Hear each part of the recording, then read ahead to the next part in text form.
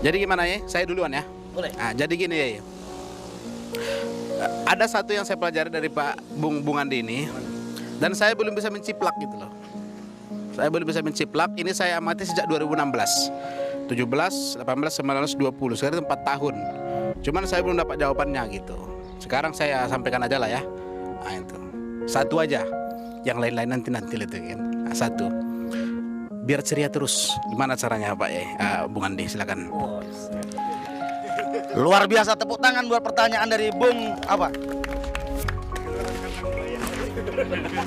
Ya, apa tadi? Biar ceria selalu. Oke, di kalangan muda ini tantangan paling awal itu rentan emosional. Makanya dalam kesuksesan itu tidak lepas dari emosional spiritual. Pertama adalah emosional. Dan dalam meniti karir yang paling penting adalah menata emosi. Ego kita tinggi. Ego kita tinggi. Tapi ternyata di faktor-faktor kesuksesan ini paling penting kita menata emosional. Kita kadang walaupun orang lain salah, kadang kita harus rela mengalah. Kalau bahasa ilmu hatinya kita harus selalu prasangka baik saja. Kita tenang. Oh, tenang. Saya dulu punya usaha bisnis pupuk. Ya, ketika saya gencar-gencarnya, semangat-semangatnya, tiba-tiba ada orang mematahkan apa yang saya lakukan. Wah, pupuknya nggak berkualitas, ini nggak berkualitas. Malam tuh naik tensi. Saat itu saya sudah omset 1,5 M per bulan.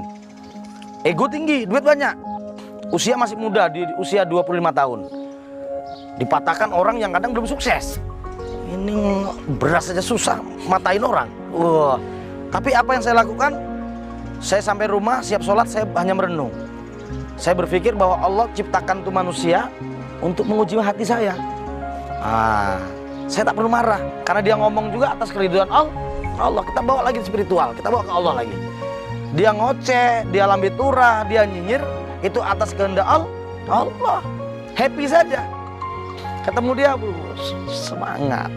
Tanda orang yang memang tidak suka dengan kita, tanda dia sukses, itu memprovokasi kita ketika kita terprovokasi dengan kemarahan. Makanya satu, emosional, jangan baperan. Itu tadi. Bahwa anak muda satu, kita harus tetap senyum. Ingat, walaupun kita dilahirkan dengan kondisi merengut. Ya ada nih orang memang bawaan lahirnya. Ada. Awak pernah emosi. Ya, naik sepeda motor. Assalamualaikum. Dia gini ya. Aku astagfirullahaladzim. Ya, naik motor lagi. Saya salam. Kemarin salam, udah agak jengkel dikit. Saya gitu kan lagi, gini lagi dia. Jadi ternyata selidik punya selidik, ternyata dari lahir memang sudah tercipta nggak bisa senyum. Gitu. Iya.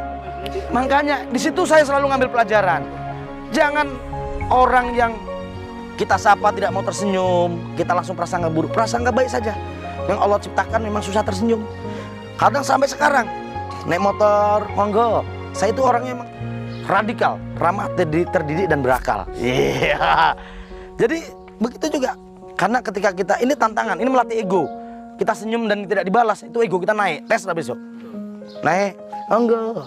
Enggak balas. Tahu dia bandar narkoba. Wah. Ya, ego naik itu.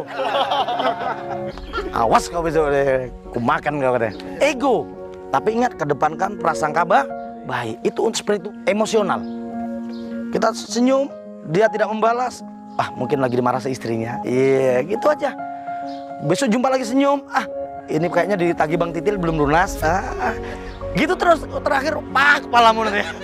Awak capek senyum 10 kali. Ya, intinya apa? Kita selalu prasangka baik. Itulah membuat kita selalu happy dan senang. Urusan utang piutang, uang, kalau kita bawa stres, apalagi urusan cinta. Yang penting kita berikan yang terbaik buat orang lain. Terserah orang lain mau membalas atau tidak. Udah, saya tidak ada katanya, Ustaz, kawan sejati itu terlihat ketika susah. Saya tidak. Susah senang saya selalu punya kawan sejati. Saya tidak pernah melihat ketika susah kawan itu menjauh. Saya tidak menemukan. Alhamdulillah. Kenapa? Karena setting hati kita. Hati kita setel. Ya, kita setel. Kalau kita senang banyak orang datang, wajar. Ya kan, Allah ciptakan kita rezeki berlebih, kita punya ilmu berlebih dan orang datang, itu sudah sunatullah. Kalau kita susah, Mikir nggak kalau kita susah didatangi orang susah-susah lagi? Ya, sunat kedua kali kita. Jadi hati, jadi nggak ada kamus.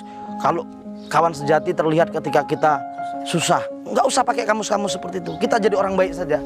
Kalau kita susah dan wajar mereka tidak datang, takut membebani kita. Kenapa teman-temannya juga susah semua? Kita udah merenung, wajah pucat, datang kawan. Wajah susah juga. Akhirnya susah dan susah digabungkan jadi satu, jadi derita. Yang terjadi adalah menangis berjemaah. Nestapa dalam pedih. Kalau kita diberi kesuksesan, diberi ilmu berlebih, diberi bisa memberikan orang lain dan kawan-kawan datang, alhamdulillah. Jangan prasangka buruk. Datangnya kawannya bajingan nih, awak susah kemarin nggak datang, sekarang aku senang datang, nggak boleh. Itu setan. Ketika datang pikiran seperti itu, kita baca doa loh. A'udzubillahi minasyaitonirrajim. Ya Allah, saya berlindung. Jadi kita berlindung pada Allah daripada fitnah-fitnah dajjal tadi. Nah, kita harus, hati kita ini mulai kita setting, kita jadi orang baik. Hilangkan dendam. Ini spiritual, emosional. Kalau ini sudah hilang, mau profesi apapun kita bahagia. Sukses itu kan relatif, tergantung apa yang kita mimpikan. Betul nggak? Ada kawan mimpinya punya sepeda motor Supra. Ketika dia berhasil, bahagia, sujud syukur sampai sepeda motornya dibawa tempat tidur.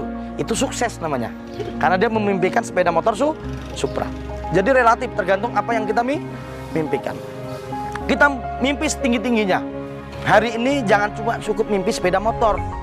Mimpi bagaimana kalian semua membangun peradaban. Saya dulu mimpi, ya Allah, saya ingin punya mobil, berdiri di tengah Pekanbaru itu. Betul, berdiri. Saya tengok mobil ribuan. Saya besok punya satu, saya bilang gitu. Wah, tercapai. Dulu mobil saya Trooper.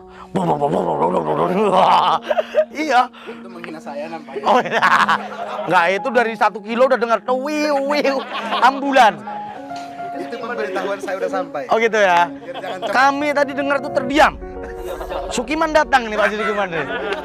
Itu tadi, kita harus menyeting hati dan perasaan kita. Ingat, emosional itu semakin tinggi ketika kita diberi Allah berlebih rezeki, jabatan, pengaruh. Ini ketika kita sudah berpengaruh, atau kita mungkin diberi harta yang berlebih, ego kita semakin tinggi.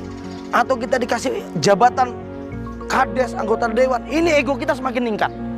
Ini makanya dari sekarang kita latih, kita harus jadi orang yang baik, prasangka baik, senang menyenangkan orang lain.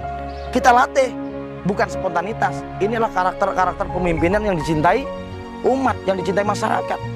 Rasulullah ketika menjadi pemimpin, sahabat Nabi rela mengorbankan nyawanya untuk beliau, karena dia memimpin dengan kasih sayang, cinta dan kepedulian. Bukan prasangka-prasangka buruk yang selalu kita pelihara. Dengan lingkungan kita bentuk jaringan yang baik-baik dengan masyarakat, lingkungan, tokoh-tokoh masyarakat. Kita bangun usaha kita dengan serius, bisnis, karir, kerja. Yang jelas kita berikan yang terbaik. Yang namanya ganjalan itu sudah sunatullah. Namanya hidup, kita pasti akan dapat ganjalan. Nggak ada yang namanya hidup nggak ada ujian.